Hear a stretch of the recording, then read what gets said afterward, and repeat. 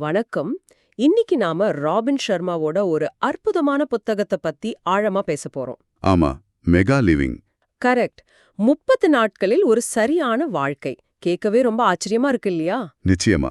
இதுல இருக்கிற விஷயங்களை நாம எப்படி நம்ம வாழ்க்கையில பயன்படுத்தலாம்னா அலசியாராயலாம். சரி, ஆரம்பிக்கலாம். இந்த புத்தகம் ஒரு அழகான கதையோட தொடங்குது. அந்த இமயமலை கதை தானே? அதேதான். ஒரு பயணி ஒரு முனிவரை பார்த்து சிகரத்துக்கு எப்படி போறது அப்படின்னு வழி கேட்கிறார். அதுக்கு அந்த முனிவர் சொன்ன பதில் தான் இந்த புத்தகத்தோட அஸ்திவாரமே. ஆமா, நீ எடுத்து வைக்கிற ஒவ்வொரு சின்ன அடியும் சிகரத்தை நோக்கி இருக்கிறத மட்டும் உறுதி செஞ்சுக்கோ, நீ கண்டிப்பா அங்க போய் சேருவ அப்படின்னார். இதுதான் விஷயம். நம்ம ஒவ்வொரு நாளும் செய்யற சின்ன சின்ன விஷயங்கள், நம்ம மனசுல ஓடுற ஒவ்வொரு எண்ணமும் நம்ம பெரிய இலக்க நோக்கி இருக்கணும். சரியா சொன்னீங்க. சுய ஆளுமைதான் வாழ்க்கை ஆளுமைக்கு வழிவகுக்கும். இது கேட்கும்போது எனக்கு மகாத்மா காந்தி தான் ஞாபகத்துக்கு வராரு. உடல் அளவுல ரொம்ப பலவீனமான ஒரு மனிதர். ஆனா மன உறுதியால ஒரு பேரரசையே ஆட்டி படைச்சார். அதே மாதிரி அர்னால்டு ஸ்வார்ஸ்நேகர் ஆரம்பத்துல ரொம்ப ஒல்லியா எந்த வசதியும் இல்லாம இருந்தவர். ஆனா 5 வருஷத்துல மிஸ்டர் யூனிவர்ஸ் ஆவேன்னு மனசுல ஆழமா நம்பினார், நடந்தும் காட்டினார். அப்போ நம்மளோட தடைகள் எல்லாமே நமக்கு நாமே போட்டுக்கிட்டது தானா? 100க்கு 100. நம்ம வெளி உலக வெற்றி நம்ம உள் மனசோட வெற்றியில தான் தொடங்குது. ஒரு நாளைக்கு சராசரியா நமக்கு 60,000 எண்ணங்கள் வருது. இதுல என்ன ஆச்சரியம்னா, என்ன அதுல 95% நேற்றைய எண்ணங்களோட மறு ஒளிபரப்பு தான். அதே கவலை, அதே பயம், அதே சந்தேகம். அப்படியா? இந்த சுழற்சியை உடைக்கிறது தான் முதல் படி சொல்றீங்க. ஆமா, அதை உடைக்க தான் இந்த புத்தகம் ஒரு ஜப்பானிய கொள்கையை அறிமுகப்படுத்துது. கைசன். நான் இத பெரும்பாலும் தொழில்துறையில தான் கேட்டிருக்கேன். ஆமா, ஆனா இது வாழ்க்கைக்கும் பொருந்தும். கெய்சன் அப்படின்னா தொடர்ச்சியான முடிவில்லாத முன்னேற்றம். தினமும் ஒரு சிறிய முன்னேற்றம். கேட்க நல்லா இருக்கு, ஆனா நிஜ வாழ்க்கையோட பரபரப்புல இது சாத்தியமா? 1 மணி நேரம் நமக்காக ஒதுக்குறது பலருக்கு கடினமா இருக்குமே. நல்ல கேள்வி. ஷர்மா சொல்றது அந்த 1 மணி நேரம் ஆடம்பரம் இல்ல, அத்தியாவசியம்தான். சரி, அந்த 1 மணி நேரத்தை 3ஆ பிரிக்கலாம். முதல் 20 நிமிஷம் அறிவை வளர்த்துக்க, நல்ல புத்தகங்கள் படிக்கலாம், உத்வேகம் தர ஆடியோ கேட்கலாம். அடுத்த 20 நிமிஷம் உடற்பயிற்சி. அது யோகாவா இருக்கலாம், வேகமான நடையா இருக்கலாம், எது வேணாலும் இருக்கலாம். கரெக்ட். உடலை இயக்குறது மனச லேசாக்கும். கடைசி 20 நிமிஷம் ஓய்வுக்கும் புத்துணர்ச்சிக்கும். தியானம், ஆழ்ந்த சுவாசம், இந்த மாதிரியான விஷயங்கள். ஆமா, ஒரு பந்தய கார் நல்லா ஓடணும்னா அதுக்கு சரியான பராமரிப்பு தேவை. அதே மாதிரிதான் நம்ம மனசுக்கும் உடம்புக்கும் இந்த 1 மணி நேர பராமரிப்பு அவசியம்.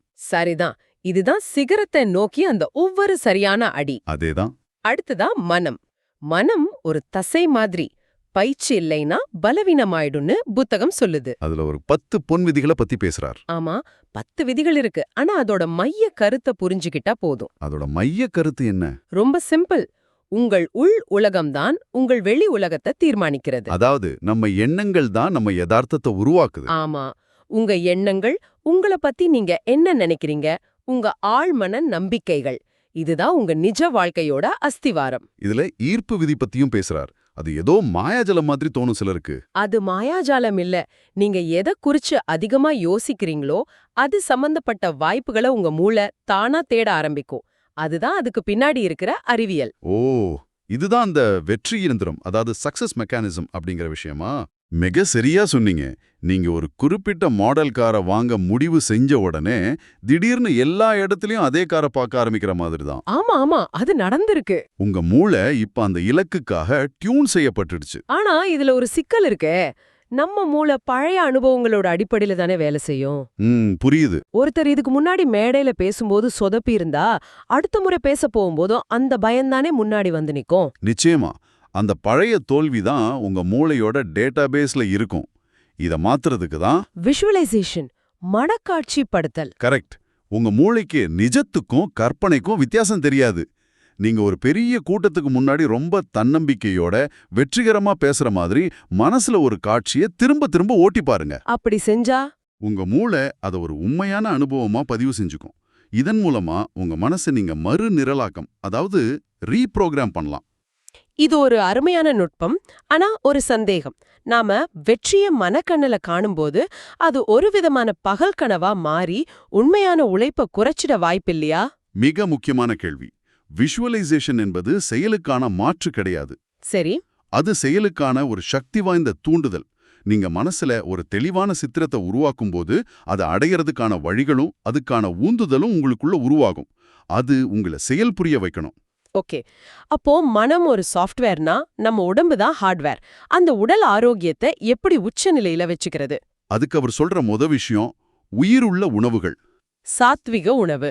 ஆமா, சூரியன், காற்று, மண், நீர் இதெல்லாத்தோட சக்தியும் நிறைஞ்ச பழங்கள், காய்கறிகள், தானியங்கள்.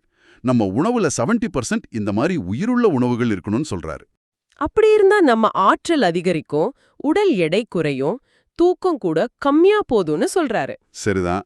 இது இல்லாம நீண்ட ஆயுளுக்கான 5 பழங்கால கிழக்கு ரகசியங்களையும் பகிர்ந்துக்கிறாரு. அதுல ஒண்ணு சுவாசம். ஆமா, நம்மில் பலரும் ரொம்ப மேலோட்டமா சுவாசிக்கிறோம். ஆழ்ந்த சீரான சுவாசம் நம்ம மன அழுத்தத்தை குறைச்சி உடலுக்கு தேவையான பிராணசக்தியை அதிகமா கொடுக்கும். இரண்டாவது ரகசியம் உணவை நல்ல மென்னு சாப்பிடணும்னு சொல்லுது. இது கேட்க ரொம்ப சாதாரணமா தெரியுதே, இதுல இவ்ளோ விஷயம் இருக்கா? நிச்சயம் இருக்கு. அவசரமா சாப்பிடும்போது வயிறு பாரமாவும், மெதுவா மென்னு சாப்பிடும்போது ரொம்ப லேசாவும் உணர்ந்திருக்கிறேன் நான் கூட. ஆமா, உண்மைதான். நம்ம ஜீரண சக்திக்கு பாதி வேலையை நம்ம பற்களே செஞ்சிடுது. இதனால உடலோட ஆற்றல் சேமிக்கப்படுது. மூணாவது, வயதானவராக உணர வேண்டாம்னு சொல்றாரு. அதாவது இளமையா உணர்றது தான் இளமையா இருக்கிறதுக்கான ரகசியமா. ஆமா, வயசுங்கிறது வெறும் நம்பர் தான். நீங்க எப்படி உணர்றீங்களோ, எப்படி நடந்துக்கிறீங்களோ அதுதான் முக்கியம். நிமிர்ந்து நம்பிக்கையா நடந்தாலே ஒரு பெரிய மாற்றம் தெரியும். சரி. நாலாவது யோகா. ஐந்தாவது நேர்மறை சிந்தனை. இது ரெண்டும் மனசுக்கும் உடம்புக்கும் இருக்கிற தொடர்பு. சரி, மனம் உடல் பத்தி பேசிட்டோம். அடுத்ததா குணநலன். குணநலன் இதுதான் அடித்தளம். இதுல நாமே முன் நின்று செயல்படுவது, அதாவது ப்ரோ ஆக்டிவா இருக்கிறத பத்தி புத்தகம் பேசுதே. அதோட அர்த்தம் என்ன? இதோட அர்த்தம் நம்ம வாழ்க்கையோட ஓட்டுநர் இருக்கையில நாம இருக்கிறது. ஓகே. சூழ்நிலைகள் நம்ம கட்டுப்படுத்துறதுக்கு பதிலா நம்மளோட பிரதிகரணங்களை, அதாவது ரெஸ்பான்சஸ நாம கட்டுப்படுத்துறது. அவங்க என்ன கோவப்படுத்திட்டாங்கன்னு சொல்றதுக்கு பதிலா நான் கோவப்பட முடிவு செஞ்சேன்னு புரிஞ்சுக்கிறது. அதேதான். எலினோர் ரூஸ்வெல்ட் சொன்ன மாதிரி, உங்கள் அனுமதியின்றி யாரும் உங்களை அவமானப்படுத்த முடியாது. இது ஒரு சக்தி வாய்ந்த பார்வை. நம்ம மகிழ்ச்சியோட ரிமோட் கண்ட்ரோல மத்தவங்க கையில கொடுக்க கூடாது. கரெக்ட். சரி, இலக்குகளை நிர்ணயிக்கிறத பத்தி ஒரு விரிவான செயல்முறையும் புத்தகம் கொடுக்குது. அத கொஞ்சம் விளக்க முடியுமா? கண்டிப்பா. அத 3 முக்கிய படிகளா பார்க்கலாம்.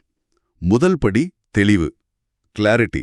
நமக்கு நிஜமாவே என்ன வேணும்னு ரொம்ப தெளிவா வரையறுக்கணும். ஆமா, அதை எப்போ அடையணும், அதுக்கான சின்ன சின்ன படிகள் என்னென்னு உடைச்சு பார்க்கணும். இரண்டாவது படி உறுதிப்பாடு, கமிட்மெண்ட். உங்க இலக்குகளை உங்க நம்பிக்கைக்குரிய நண்பர்கள் கிட்டயோ குடும்பத்தினர்கிட்டயும் சொல்லுங்க. ஓ, அது ஒரு சமூக அழுத்தத்தை உருவாக்கி நம்மள பொறுப்பா செயல்பட வைக்கும். ஆமா, மாரத்தான் ஓடணும்னா ஒரு ரன்னிங் கிளப்ல சேர்றது மாதிரி. இதுல அந்த 21 நாள் விதியையும் ஞாபகம் வச்சுக்கணும். ஒரு செயலை 21 நாள் தொடர்ந்து செஞ்சா அது பழக்கமாயிடும். ஆமா, கடைசி மற்றும் 3வது படி கொண்டாட்டம், செலிப்ரேஷன். இலக்க நோக்கிய பயணத்தையே ரசிக்கணும். ஒவ்வொரு சின்ன வெற்றியையும் பாராட்டிக்கணும். அருமை. அப்போ சுருக்கமா சொல்லணும்னா, மனம், உடல், குணம் இந்த 3ஐயும் நம்ம கட்டுப்பாட்டுக்குள்ள கொண்டு வந்தா நம்ம விதிய நாமளே ஆளலாம். இதுதான் இந்த புத்தகத்தோட ஒட்டுமொத்த சாராம்சம். இதுல இருக்கிற சின்ன சின்ன ரகசியங்கள் கூட ரொம்ப சக்தி வாய்ந்தது. அந்த ரப்பர் பேண்ட் டெக்னிக் கூட சுவாரஸ்யமா இருந்துச்சு. ஆமா, மனசுல ஒரு எதிர்மறை எண்ணம் வரும்போது மணிக்கட்டுல மாட்டியிருக்கிற ரப்பர் பேண்டை இழுத்து விட்டா ஒரு சின்ன வலி ஏற்படும். இது எதுக்கு? எதிர்மறை எண்ணத்தை வலியோட தொடர்பு படுத்துறது மூலமா மூளை அந்த எண்ணத்தை தவிர்க்க கத்துக்கும்.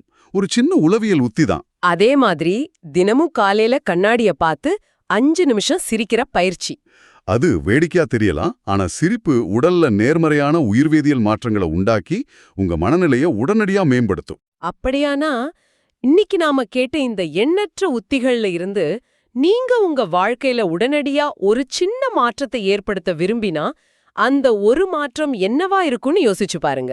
உங்க எண்ணங்களை மாத்துனா உங்க வாழ்க்கைய மாத்தலாம். இதுதான் இந்த புத்தகத்தோட மைய செய்தி. மத்த எல்லா மாற்றங்களும் இந்த ஒரு புள்ளிலிருந்து தான் தொடங்குது. அதனால நீங்க இன்னைக்கே மாத்தணும்னு நினைக்கிற அந்த ஒரு தொடர்ச்சியான எதிர்மறை எண்ணம் எது? அந்த ஒண்ண மாத்துறது ஒரு மகத்தான வாழ்க்கைக்கான முதல் படியா இருக்கலாம். அத பத்தி சிந்திங்க.